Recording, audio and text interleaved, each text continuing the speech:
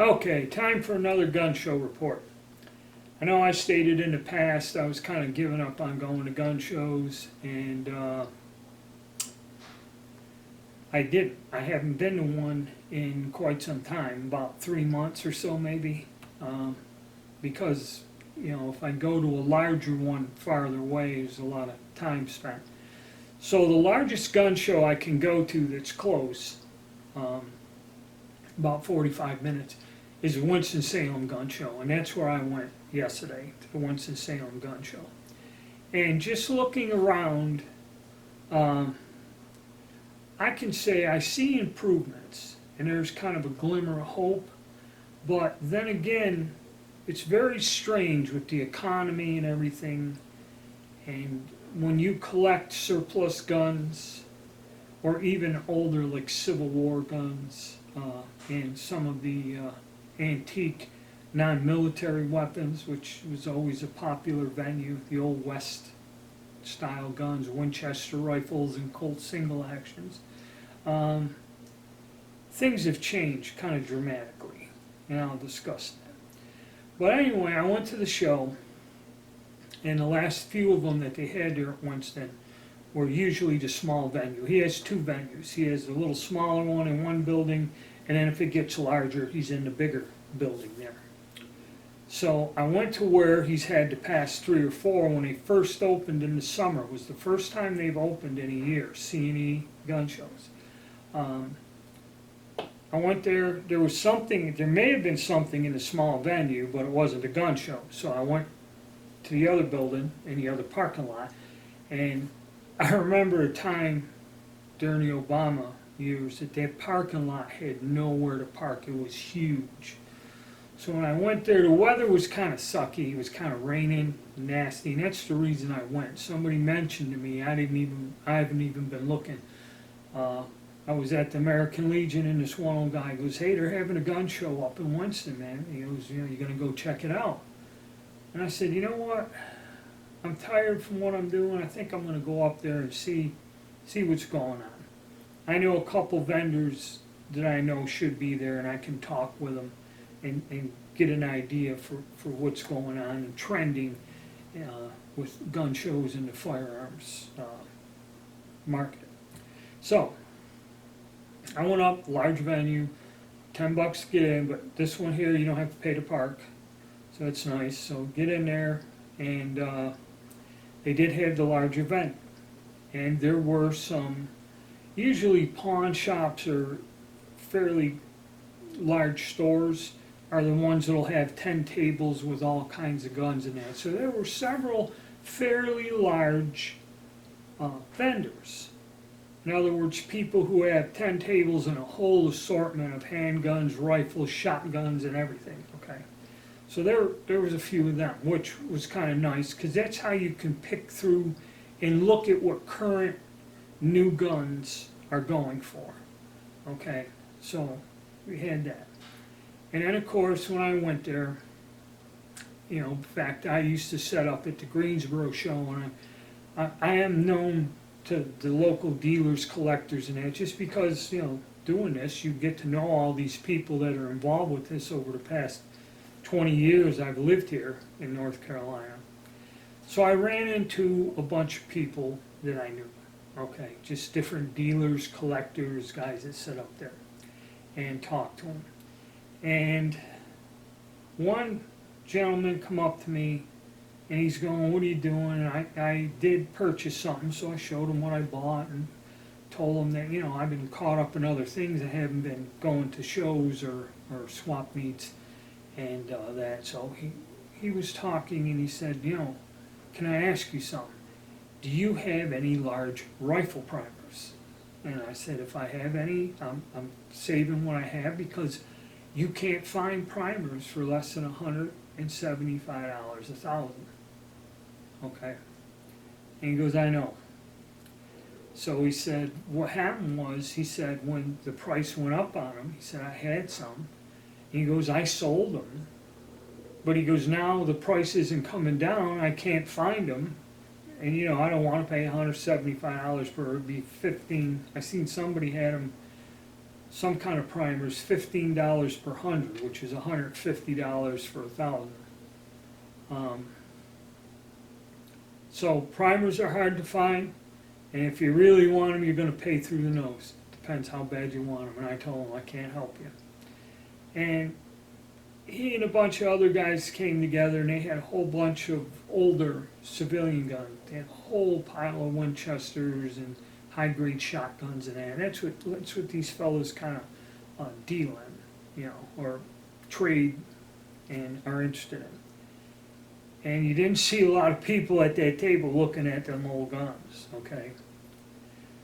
So I ran into another dealer, spoke with him a little bit. Then I went and talked to a guy who's more of a collector slash dealer, more of a Civil War expert. And I see him at all the shows, and I sat and spoke with him for quite a while. I explained to him what I was kind of doing. They asked about the channel. Most of them guys know I got a channel and everything, so they asked me how that's going, what I'm doing, and I told them all they can see. And we were talking, and that's where we got into the one thing that I noticed is when it comes to collecting the mill surplus and some of these other specialized things, first of all, really, there was hardly any mill surplus there. But the discussion was the dynamics have changed, okay? What I'm finding out is certain areas, like this fella, he was really into Civil War. He used to go and, you know, search the historic sites, you know, with a metal detector and kind of really, he was really into it for years. But he does collect other guns, like we were talking about, his P-17s and something else, and other guns he has, and, you know, World War II stuff. So he's like me, he's got a broad base. His specialty was in one area, but he does have other guns, more modern guns, along those lines. And you know, if there's a lifetime of collecting in that, it's like he said, the reason you don't see a lot of the mill surplus is, he goes, I really don't have anything I wish to sell. And he goes, the prices have skyrocketed, he goes, to some unbelievable amounts what people are asking. And he goes, you can't find anyone parting with old guns. And if you do see them, they're priced so high, you don't really see people buying them like crazy either. So, and it's like he said, the value of your collection. It's like some of the stuff, I know the Civil War stuff and the, we'll call it like the Old West stuff, the Winchester lever actions and Colt single action pistols, the original ones, first generations. They have a pretty hefty price tag on them. Well, you're seeing, like he said, there are people who will pay for good items, or items, you know, to collect. But he goes, that market is so narrow and focused, okay, that like dragging that stuff to a gun show, chances are you might not have anyone look at it. And there are antique shows or Civil War shows, you know, these other military shows where you'll find people with more swords and things like that, and flags and medals and badges. A show like that, and they're still around. We have the one in Raleigh 2 or 3 times a year. And he told me it's weird, some stuff is dropped to where, you know, the value is down. And he goes, some stuff is still collectible depending on who you find. And this is what I noticed, even though what he's talking about is more on the older side. It's more like my black powder cartridge firearms and any type of muzzle loading firearms. Okay, that area in there, that time period. Now let's go to what we all love, just a regular mill surplus, be it Carcanos or Schmidt Rubens, and then it's SKS rifles and everything else. So now you go looking for standard mill surplus. And I'm going to bring up, before we go there, the AK-47s, AR-15s. AR-15 style rifles are all over the place. I didn't even really look at the price, but somebody had a whole table with AK-47s. There's one of these tactical commando guys that he has everything there. He has all kinds of modern weapons up on the table. And a lot of the FNs or the FNSAC or something, whatever, the new version, all that stuff's going for around $2,000 or more. I mean, if you want some modern military style guns, they have a pretty hefty price tag on them, okay? And they're around. AKs are going any from $900 to over $1,000, depending on what type or what it is, which is insane.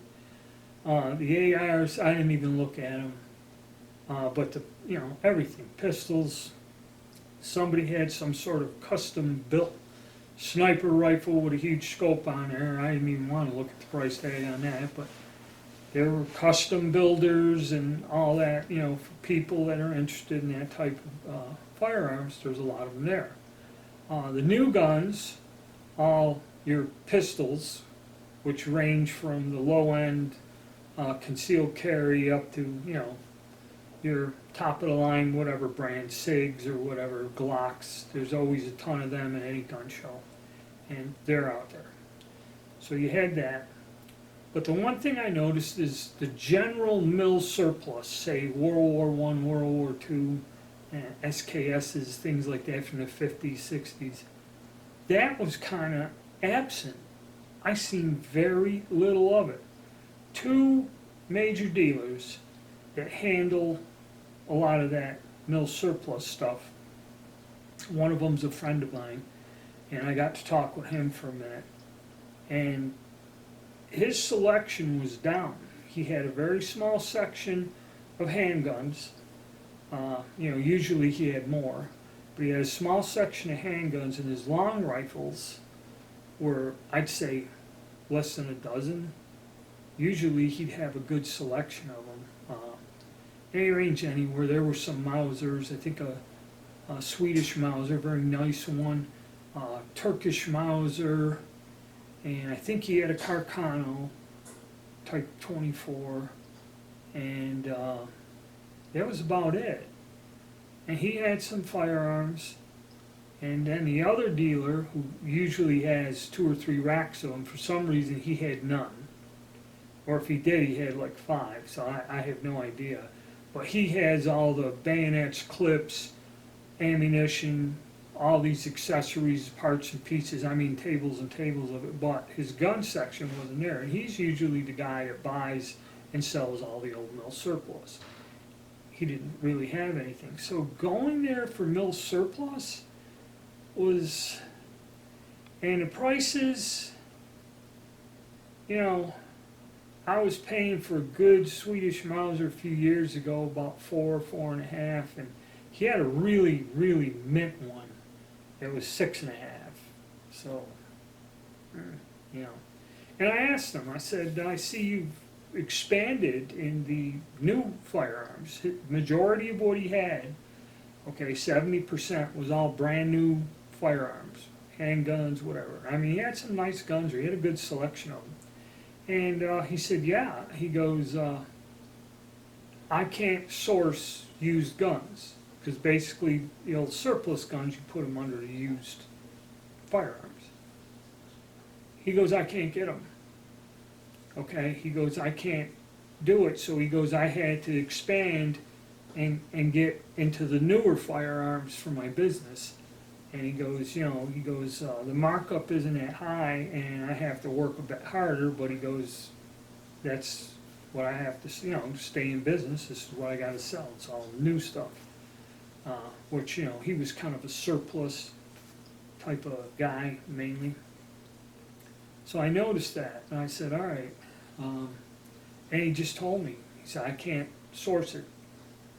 In other words, so it appears that the demand is so high, and when I talked to my other friend, who was more of a collector, the demand is so high, and the price has risen to a point. The reason the dealer can't get it is parting with their stuff at, like somebody, Swedish Mauser, I'll sell it to you for $150 or $200. Okay, that's not happening anymore. People look on the internet, people gauge the prices on the internet, which is not a good thing because they're quite insane on some of them. And then it just comes down to the point where what are you willing to pay? I went over to one table and the fella I seen I just had to have a sip of coffee, clear my throat. British Enfield Snyder conversion.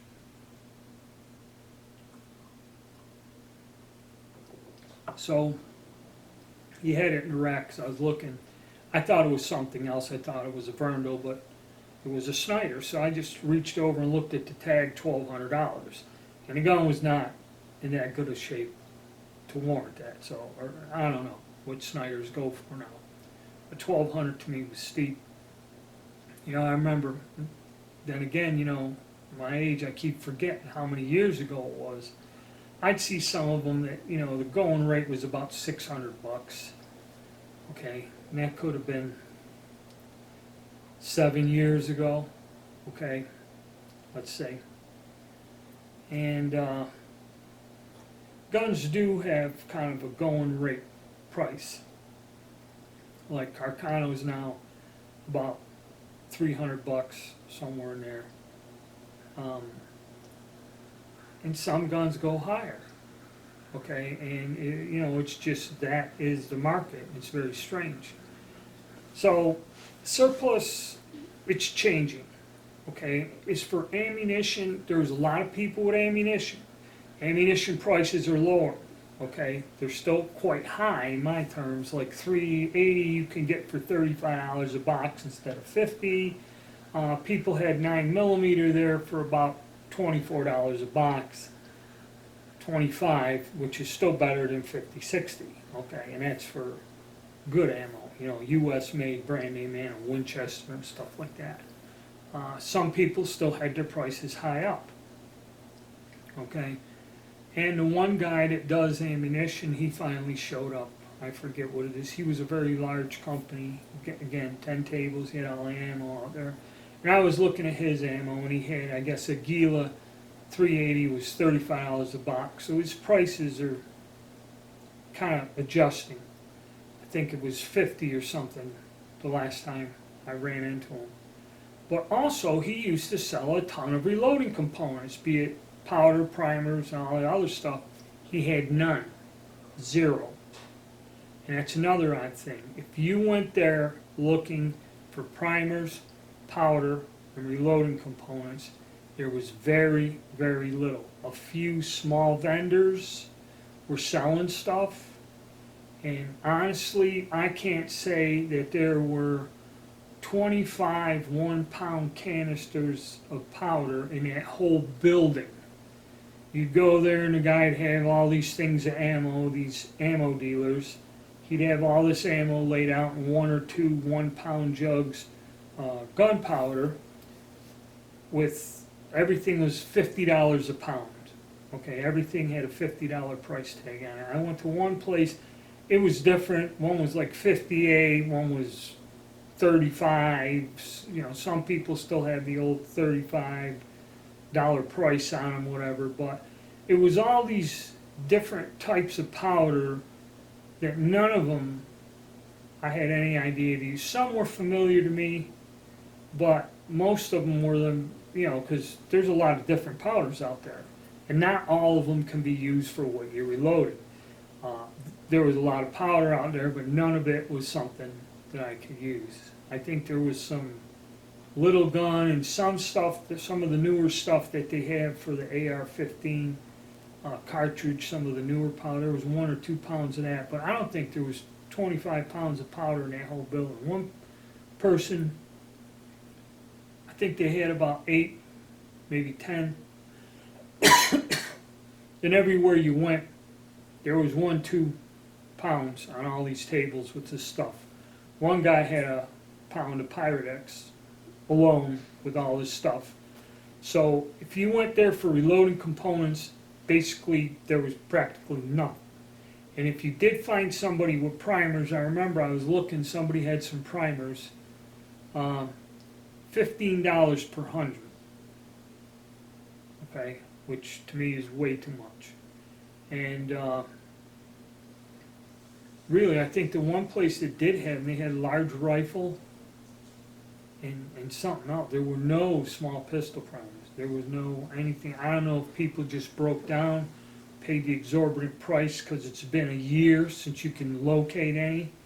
But there were no primers or powder in there.